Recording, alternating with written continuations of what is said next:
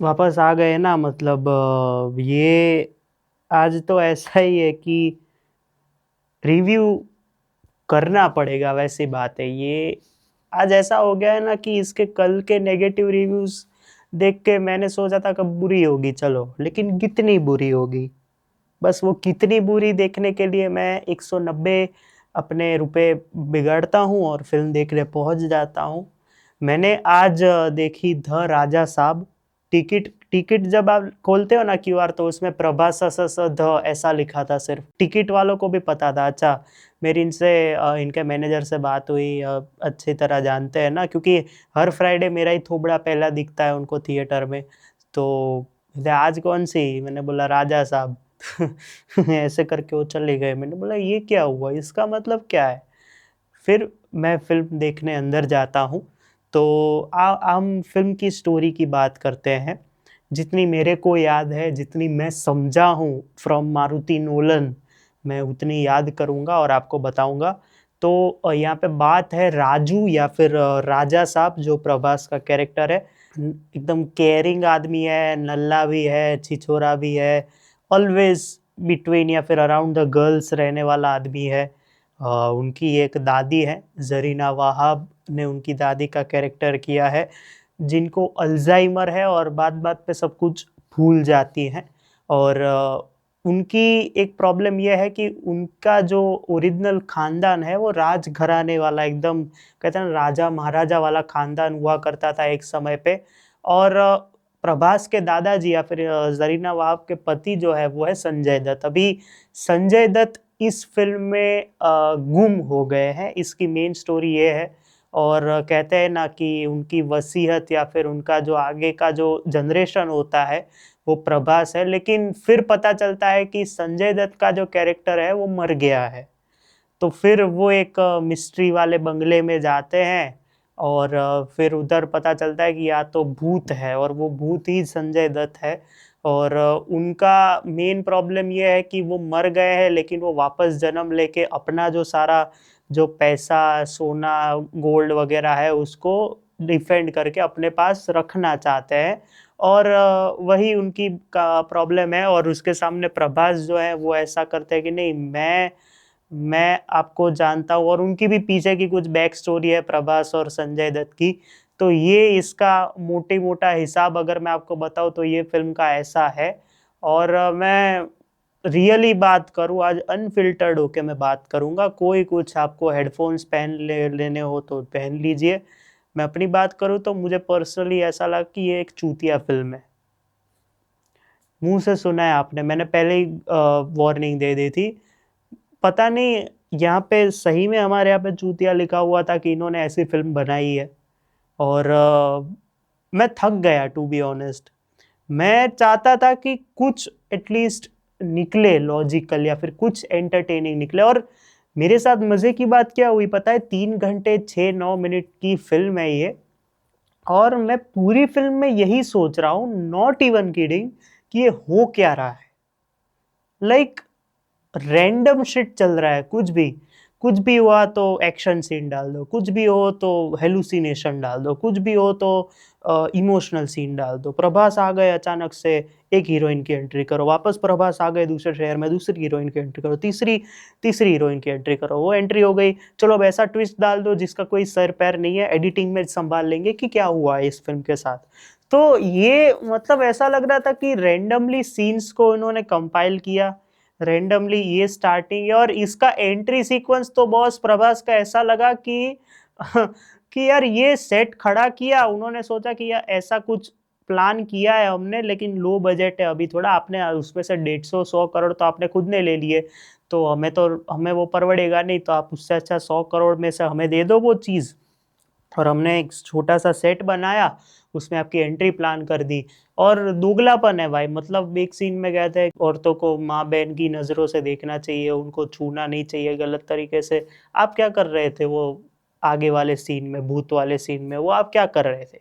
खैर कोई बात नहीं, लेकिन ओवरऑल ये फर्स्ट फर्स्ट मूवी है मेरे लिए पर्सनली कि मैं लिटरली फिल्म में ये पहली, एक तो गुस्सा भी नहीं आया मुझे पर्सनली, क्योंकि नेगेटिव रिव्यू सुन लो ना तो आपको गुस्सा तब आता है कि भाई ये तो बोल रहे हो उससे भी खराब फिल्म है, उससे भी ये खराब फिल्म है ही। लेकिन गुस्सा इसलिए नहीं आया क्योंकि मैं अपने 3 घंटे जो मैंने वेस्ट किए उस बात को लेके मैं गिल्ट में रह रहा था। पूरे 3 घंटे में गिल्ट में रहा हूं कि बॉस क्या मैं ये डिजर्व करता हूं। और ये ग्लोबल पैन इंडिया टट्टी है। मैं आज रुकने नहीं वाला हूं, लेकिन इन्होंने फ्रस्ट्रेट कर दिया है, गुस्सा नहीं लेकिन फ्रस्ट्रेट कर दिया कि ये पैन इंडिया ग्लोबली कैसे हगते हैं या फिर कैसे टट्टी की जाती है। ये इसका सबसे बड़ा एग्जाम्पल आपको देखना हो तो वो है द राजा साहब। और मैं मारुति सर से रिक्वेस्ट करूंगा कि आप आपका एड्रेस प्लीज मुझे दीजिए, क्योंकि कोई आए ना आए मैं पहले पहुंच रहा हूँ उधर। मेरे को अगर मेरे 190 अगर घुस गए हैं और मेरे को अगर 2000 3000 5000 भी अगर खर्च करके आपके घर पे आना पड़े तो आई एम रेडी। एक बात बीच में रख दूं कि इन्होंने जो एग्जीक्यूट करना चाहते थे, इनको जो दिखाना था, इनको जो अपना एक अलग ही वर्ल्ड दिखाना था, वो पूरी तरह फेल हो गए, पूरी तरह। मतलब प्रभास ने तो अब कसम ही खा ली है कि मैं एक्टिंग नहीं करने वाला हूँ। वो भी साहो या फिर राधे श्याम बोलो या फिर बाहुबली के बाद ही बोलो कि मेरा जो था वो सारा राजा मौली सर के अलावा मैं किसी के साथ एक्टिंग के रूप में अगर मैं जुड़ता हूं तो मेरे पास कोई एक्सप्रेशन नहीं होंगे। लास्ट ईयर मैंने 2024 में एक वीडियो बनाया था अपकमिंग मूवीज का। उसमें मैंने राजा साहब की बात की थी। मैंने उसको बोला कि अगर ये हॉरर कॉमेडी है तो प्रभास को एक्सप्रेशंस देने पड़ेंगे, उसके बिना कॉमेडी और हॉरर का मिक्सचर नहीं होगा। लेकिन into my surprise, for my surprise, मैं ये कहूंगा कि फिल्म में हॉरर ही नहीं है। जंप स्केयर्स पे नाम पे सिर्फ एक दो राक्षस दिखाए गए हैं, एक आंधी दिखाई गई है, और जंप स्केयर्स भी जंप स्केयर नहीं लगता है। आपको लगता है अभी देख वो आएगा, फिर आप ऐसे बैठे रहते हो, क्योंकि तब तक वो पर्टिकुलर कैरेक्टर ऐसे ऐसे ऐसे हिलता रहता है ना, तब वो भूत भी वो जो हमने देखा हुआ है, तो आप ऐसे बैठे रहते हो कि अभी वो आएगा, और फिर वो आता है। तो ये जंप स्केयर वैसे हैं कि नेचुरल नहीं लगते टू बी ऑनेस्ट। तो ये हॉरर तो सबसे पहले तो हॉरर था ही नहीं। और कॉमेडी उसे कहते हैं जहां पे आपको लगे कि भाई कॉमेडी कर रहा है, हंसो। फोर्सफुल कॉमेडी को मैं कॉमेडी नहीं कहूंगा। उसमें भी हिंदी डबिंग जिसने भी किया है, भाई आप करंट अफेयर्स पढ़ रहे हो कि नहीं कि शाहरुख प्रभास के फैंडम के बीच में झगड़ा चल रहा है, तो उसमें भी अचानक से एक जगह पे निधि अग्रवाल को बोल रहा है कि मैं भी शाहरुख टाइप का रोमांस कर रहा हूँ। बॉस आप हिंदी डबिंग में तो एटलीस्ट सेंस बनाओ कि आपका ऑलरेडी झगड़ा चल रहा है फैंडम के थ्रू। चलो आप, मैं समझता हूँ आपका नहीं चल रहा, लेकिन उस चीज को हिंदी ऑडियंस में आप परोस रहे हो और आप ही दोगले कहला रहे हो कि भाई शाहरुख की तारीफ कर दी खुद प्रभास ने और वो समझ गया कि ये दूसरे नंबर पे आता है और शाहरुख खान नंबर 1 है। तो ये जो वर्ल्ड्स बिगेस्ट सुपरस्टार वाला टैग है ना, उसको आप खुद ही जस्टिफाई नहीं कर रहे हो मेरे हिसाब से।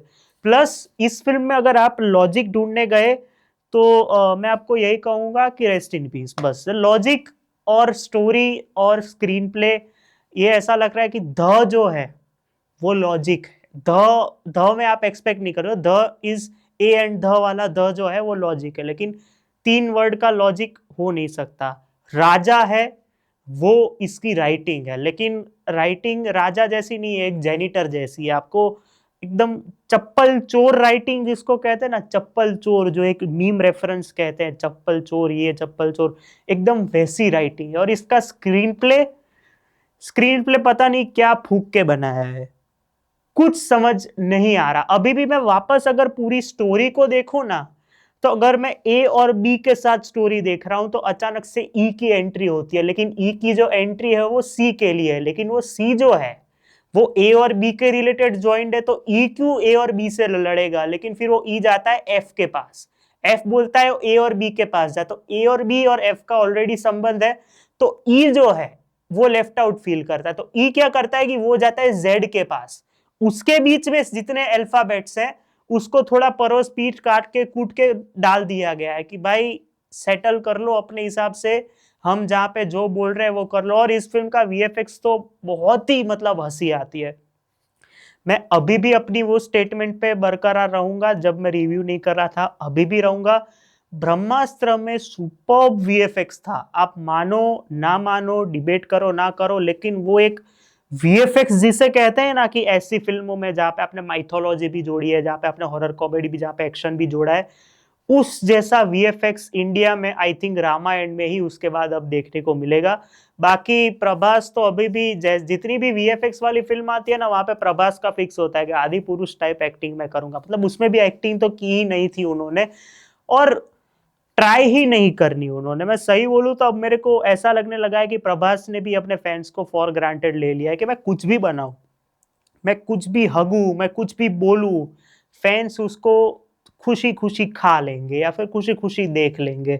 लेकिन उसमें जो आपके जो कहते हैं ना कि जो लॉयल डार्लिंग फैंस है, जो जिसका आपका नाम डार्लिंग जो पड़ा है, तो उनके साथ भी आप चीट कर रहे हो सर, प्रॉब्लम वही है। अच्छा, इस फिल्म का लॉजिक कैसा है पता है? कि यहाँ पे 3 लव एंगल्स दिखाए गए हैं। एक रिद्धि कुमार के साथ, जिसको आपने सुपर बॉयज ऑफ मालेगांव में आदर्श गौरव की लव इंटरेस्ट देखा था।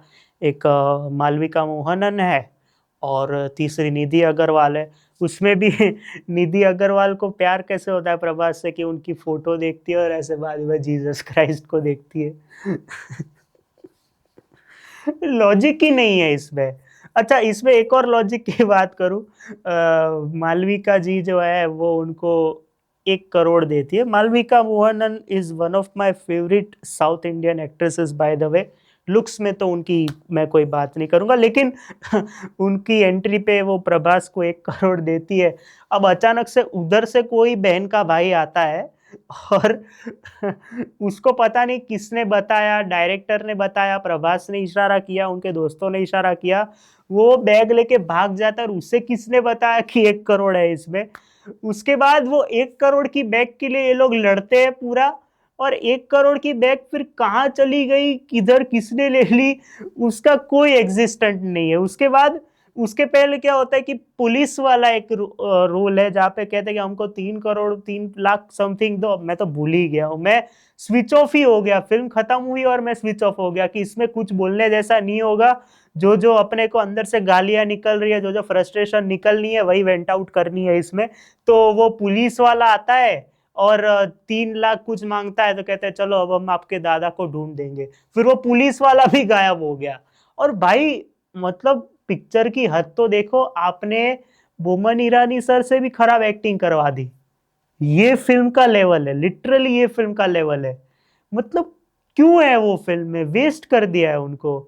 इससे अच्छा तो वो कुछ और, उससे अच्छा तो वो कुछ और कर लेते, या फिर घर पे फ्री बैठे रहते। कुछ बात करने लायक अगर कुछ हो भी तो मेरे को याद नहीं आ रहा। मैं सिर्फ एक ही बात करूंगा कि इन्होंने जो टाइटल कार्ड बनाया है प्रभास के लिए, वो बहुत बढ़िया है। अनएक्सपेक्टेड टाइम पे आता है, मतलब शुरुआत में ही आता है, लेकिन ऐसे जो बनाया होगा वो मैंने नहीं सोचा था। तो पर्सनली मुझे टाइटल कार्ड प्रभास का अच्छा लगा। बाकी फिल्म में, मैं जब भी फिल्म देख रहा होता हूँ ना, कोई मेरी फेवरेट एक्ट्रेस या फिर फेवरेट एक्टर है, तो मेरे को सिर्फ वो सीन देखने में इतना मजा आता है कि अरे बाप रे, ये वापस आ गई, चलो इनके लिए फिल्म का सीन देखूंगा। इस फिल्म का इंटरवल भी इतना सस्ता, इतना सुस्त है कि आई फील लाइक यार मेहनत ही नहीं करनी है। ऊपर से आपने dune, Harry Potter, Avenger, Spiderman, फिर कौन से पॉप फिक्शन या फिर पॉप कल्चर से जो आपने जो जो जितना चुराया है वो मुंह पे दिखता है। आपने सैंडमैन का इंस्पिरेशन लेके क्लाइमेक्स में आपने दिखा दिया कि ये है ऐसा करके। और सही बोलूं तो प्रभास की बॉडी अलग लग रही थी, वीएफएक्स में फेस अलग रख रहा था। एक वो जो पहला गाना है जो रेबेल डार्लिंग या फिर रेबेल साहब वाला, उसमें एक पर्टिकुलर थोड़ा माइन्यूट सेकंड के लिए एक शॉट आता है कि प्रभास बस के ऊपर है। उसमें आप इतना देखना, मुंह के अलावा जितना स्ट्रक्चर है उसके ऊपर प्रभास का थोबड़ा चिपका दिया है। तो मतलब इनको खुद को ही नहीं पड़ी थी। और मारुति कह रहे हैं कि ये बहुत बड़ी फैंटेसी। सबसे पहले इसकी इसकी भी एक अलग कहानी है। सबसे पहले ये फैंटेसी फिल्म थी, उसके बाद ये हॉरर रोमांस हुई, उसके बाद ये हॉरर कॉमेडी हुई, उसके बाद जब रिलीज हुए तो ऑडियंस के लिए टॉर्चर कॉमेडी हो गई है, मतलब टॉर्चर ही कर रहे हैं ऑडियंस को। उसके बाद मैं आपको बताता हूँ कि फिल्म कितनी कॉम्प्लेक्स हो सकती है। मतलब मुझे लगा था कि कोई कॉम्प्लेक्स फिल्म आपको इतना मजबूर नहीं करती, क्योंकि आपके पास फाइनली वर्डिक्ट होती है कि मेरे को मजा आया कि नहीं। इतनी कॉम्प्लेक्स फिल्म है, इतनी कंफ्यूजिंग, इतनी जंप कट से भरी हुई फिल्म है। आप सोचते हो कि तो उसका क्या मतलब था, ये क्या हो रहा है। आप सेंस बना रहे हो, आपके कान में जा रहा है कि आप जो कर रहे हो वो। मैं अभी भी समझ नहीं पा रहा कि इस पूरे शिट शो का मतलब क्या था लास्ट में। लास्ट में वैसे अपने हिसाब से खुश होके सेकंड पार्ट भी आएगा, मौज करो, ऐसा करके सेकंड पार्ट भी अनाउंस कर दिया। अब मैं चाहता हूं कि ये लोग सेकंड पार्ट बनाए, क्योंकि हमारी मेहनत जो है ना पैसे खर्चने की और इनको देखने जाने की, वो यहाँ पे खत्म नहीं होनी चाहिए।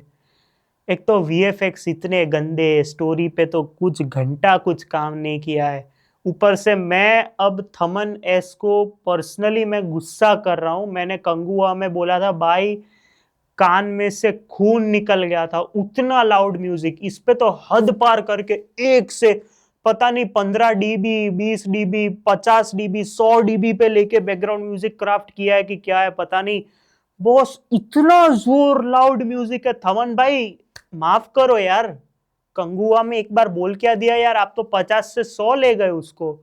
भाई बहरा होना हो अगर किसी को तो इसका बैकग्राउंड म्यूजिक सुन लेना। ऊपर से क्या फनी एक्शन सीक्वेंसेस है। आरआरआर से एक वो बाइक वाला सीक्वेंस चोरी किया है, बाइक फेंक रहा है और एक जगह पे मगरमच्छ से लड़ रहा है, जहाँ पे कंगुआ में आई थिंक सेम किया था उसने, सूर्या ने, देवरा में एनटीआर ने किया था। कुछ भी चल रहा है फिल्म में। ये वन ऑफ दोस बकचोद मूवीज है कि आप चलती रहती है तो भी आपको फर्क नहीं पड़ता, बंद हो जाती है तो भी आपको फर्क नहीं पड़ता। इन्होंने हीरोइंस के साथ एक तो इतने दोगले हैं साले, हीरोइंस को इतना मतलब डाउनग्रेड नहीं लेकिन इतना अकल से पैदल दिखाया है ना। ये मूवी जो है ना, ये प्राइम रेज बेट फाइनल बॉस है। रेज बेट मतलब क्या कि कोई आपको बार बार उकसाता है, ये देख ये देख ये देख, तू तो क्या कर लेगा, तू क्या कर लेगा। ये रेज बेट करने पे आपको मजबूर कर ही देती है कि भाई हमने इतना सब ऑपोजिट डाला है ना फिल्म के उल्टा, फिल्म के रिलेटेड नहीं, फिल्म के उल्टा, कि तू गुस्सा हो ही जाएगा कोई मोमेंट ये पे, या फिर तू थिएटर छोड़ ही देगा। और भाई ट्विस्ट फाइनल बॉस है, मतलब जो ट्विस्ट होने वाला होता है वो ट्विस्ट नहीं होता, लेकिन उसके अंदर की एक रियलिटी होती है जो उसका ड्रीम है, लेकिन उसके हिसाब से वो रियलिटी है क्योंकि वो ड्रीम में जी रहा है। पता नहीं क्यों क्रिस्टोफर नोलन का कोई प्लॉट अचानक से इंसेप्शन से कॉपी कर लिया कि नहीं मैं ड्रीम नहीं है, हेलुसिनेशन है, मेरा ड्रीम है। और संजय दत्त को पता नहीं क्यों लोगों को हेलुसिनेशन में डालने में मजा ही आता है, if you know you know. इसमें भी हेलुसिनेट कर रहे हैं प्रभास को। और संजय दत्त का तो अभी ऐसा हो गया है ना कि केजीएफ कर ली अब बेकार फिल्म है, लियो कर ली अब बेकार फिल्म है, धुरंधर कर ली अब बेकार फिल्म है। तो ये वन ऑफ दोज उनका बेकार फिल्म है। और उनको, मेरे को लगता है उनको सबसे बढ़िया पेच है किस फिल्म का मिला होगा कि उनको सिर्फ, वो भी भूत बन के लिटरली वॉक भी नहीं करना है, वो सिर्फ ऐसे उड़ रहे हैं, ऐसे जा रहे हैं, अचानक से धूल मिट्टी वाला संजय दत्त जो हमने देखा था एनिमेटेड वो बन जाते हैं। तो ये वन ऑफ दोज मूवीज है जहाँ पे आपको दिमाग भी नहीं लगाना है, आपको फिल्म तो देखनी हो तो आपके ऊपर है।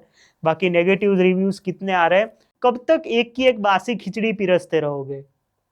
ऊपर से सेकेंड हाफ ला रहे हो 1935 में, भाई इट वेलकम टू डेरी थोड़ी चल रहा है, 1935 में लेके जा रहे हो स्टोरी को और कह रहे हो सर्कस। अरे भाई ये सर्कस ही था पूरा, इसमें कुछ नया नहीं था। और ये वन ऑफ दोज मूवीज है जहां पे आप प्लॉट की भी बात नहीं कर सकते क्योंकि प्लॉट है नहीं, उसमें भी सब प्लॉट रोमांटिक एंगल का, उसमें बोल रहे हम में से किसी एक को चूज करो। खैर मैं होता पर्सनली प्रभास सर की जगह तो मैं मालविका जी को ही चूज करता, नो डाउट। लेकिन पता नहीं क्यों सब प्लॉट में भी एक और प्लॉट घुसा रहे, बोमन ईरानी सर आ गए, उस प्लॉट से बाहर निकले तो उनका वो पास्ट और फ्यूचर वाला प्लॉट था, उसमें भी एक सीन है जहां पे संजय दत्त जो है ऐसे अपना हार्ट काट देते हैं, ठीक है।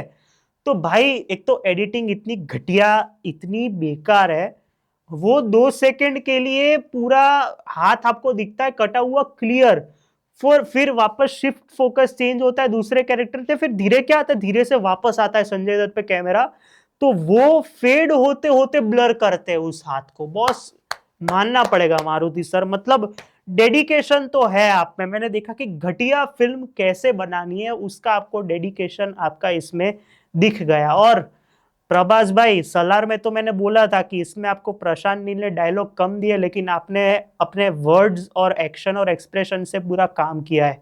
यहाँ पे आपने मुंह खोला, आपके एक्सप्रेशन एकदम फ्लैट है, ऊपर से पता नहीं शरद केलकर और किसको मिक्स करके हिंदी डब करवाई। अच्छा हिंदी डब में भी एआई यूज किया है, मैंने ऐसा सुना है कि प्रभास का रियल वॉइस एक डबिंग का आर्टिस्ट का रियल वॉइस उसको मर्ज कर दिया और ये आपका डबिंग।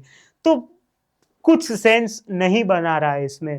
उसमें भी एंडिंग अचानक से आ गया, मैं ऐसे देख रहा हूँ कि चलो अभी इसको मार तो दिया, अभी क्या, अचानक से लिखा हुआ आ गया डायरेक्टेड बाय मारुति। उसके बाद एक मिड क्रेडिट सीन है, उसमें वो जोकर वाला प्रभास। अच्छा, इससे बड़ा स्कैम इस फिल्म का क्या है पता है? मेरे को पर्सनली वो जो एक उनका ओल्ड लुक, जो उनका पहला पोस्टर भी था राजा साहब का, कि एकदम ओल्ड लुक है, एकदम सिगार विगार है, जो हमने टीजर ट्रेलर में भी देखा है अपसाइड डाउन वाला, वो पूरा रखा ही नहीं है भाई। मतलब थोड़ी तो यार, थोड़ी तो ऑडियंस की कीमत रखो। मैं सबसे ज्यादा ना लुक फॉरवर्ड उस चीज के लिए कर रहा था कि वो चीज आए, उसकी वजह से मैंने आज सबके सारे रिव्यूज देखे, क्योंकि मैं खुद पहले फिल्म देख लेता हूँ ना, फिर सबके रिव्यू देखता हूँ। तब तक भले ही मेरे को वो फिल्म देखे हुए 2 वीक हो जाए, मैं उनके रिव्यू देखता ही नहीं हूँ। मैंने आज जाके सबके रिव्यू देखे। भाई चीटिंग फील हुई उस चीज में। तो वो पर्टिकुलर सीक्वेंस अगर होता ना इस फिल्म का, तो कुछ एटलीस्ट उनका जो स्वैग है प्रभास का, वो देखने लायक होता। बाकी प्रभास तो ओवरऑल फिल्म में ही फ्लैट है, और उन्हें भी पता है कि वो ऑडियंस को टेकन फॉर ग्रांटेड ले रहे हैं। निधि अग्रवाल को कंफ्यूजन में रखा है। आई थिंक मैं नाम भूल गया दूसरे एक्टर्स का, मालविका मैम डिसअपॉइंटिंग है। मतलब एक एक्शन सीक्वेंस दिया है वहां पे, सिर्फ एक आपको थोड़ा लगता है कि चलो कहीं पे तो पैसा वसूल हो रहा है उनके रिलेटेड, बाकी कुछ नहीं है फिल्म में। बोमन ईरानी से घटिया एक्टिंग करवा ली, वो भी मुन्ना भाई और Boman Irani in parallel universe से, आपको ऐसी फीलिंग आ जाती है। आपको लग रहा होगा कि मैं आज कुछ बात क्यों नहीं कर पा रहा हूँ, लेकिन कुछ है ही नहीं बात करने को इसमें। पहले हॉरर फैंटेसी, फिर हॉरर रोमांस, फिर हॉरर कॉमेडी। भाई इतनी इतने तो मैं अपने कच्चे बनियान नहीं बदलता जितने जल्दी आपने अपने जॉनर बदले हैं भाई। तो राजा साहब ओवरऑल एक big budget pan Indian disaster है, और मैं तो यही कहूंगा pan Indian disaster final boss. मैं ऐसा कहूंगा pan Indian disaster final boss, क्योंकि हग दिया है भाई। मतलब आराम से उनको भी पता है कि हमने हगाए, लेकिन प्राउडफुली उन्होंने हगाए कि भाई उखाड़ ले जो उखाड़ना है, हगाए हमने। तो आपके ऊपर है, आपको फिल्म देखनी हो तो। और प्रभास भाई को तो मैं इतना ही कहूंगा, स्पिरिट पे जैसा आपने सलार में काम किया था वैसा अगर कर सकते हो तो ठीक है, बाकी तो आप ऑडियंस को टिकर फॉर ग्रांटेड ले ही रहे हो। और पर्सनली ना ये फिल्म देख के मैं मेंटली थक गया हूँ, मैं मेंटली टायरिंग फील कर रहा है, हो रहा है मेरे को। और मेंटली आपको थकान हो जाती है कभी कभी। 3 घंटे आप बैठते हो ना ऐसे फिल्मों में जिसमें कोई सब्सटेंस नहीं है, कुछ नहीं है, बोरिंग फिल्म बन जाती है एक तो। और एक मोमेंट के बाद तो आपको जिंदा लाश ही फील होने लगती है, खुद अपने आप को आप ऐसा इमेजिन करने लगते हो। तो मैं तो बस ऐसे ऐसे देख रहा था, कभी ऐसे देख रहा था, बस यही मेरा राजा साहब का एक्सपीरियंस है। टेरिबल है, टेरिबल, डिसअपॉइंटिंग डिसगस्टिंग भी नहीं, टेरिबल है, घटिया, नीच, फालतू, जो बोलना है वो बोलो। मेरी तरफ से मैं इस फिल्म को 1.5 स्टार दूंगा। एक इनकी मेहनत का देना पड़ता है, बाकी आपको भी पता है मैं मजबूर हूँ। 0.5 मैं इसलिए दे रहा हूँ क्योंकि मेरे को वो टाइटल कार्ड अच्छा लगा, और बिकॉज मैं कन्फेस कर दूं कि मालविका जी का वो एक्शन सीक्वेंस वो थोड़ा एक सरप्राइज था, क्योंकि उसके पहले एक ट्विस्ट खुलता है जो ठीक था। बाकी तो हीरोइंस को भी आई कैंडी बनाना जानते हैं, बाकी इनका मेन फोकस क्या होता है वो सबको पता है सालों से। आपको फिल्म देखनी हो तो देखो, फ्रस्ट्रेशन और बोर्डम और मेंटली टायर्ड फील करना हो तो आप देख सकते हैं। बाकी मिलते हैं अगले वीडियो में, तब तक के लिए बाय बाय।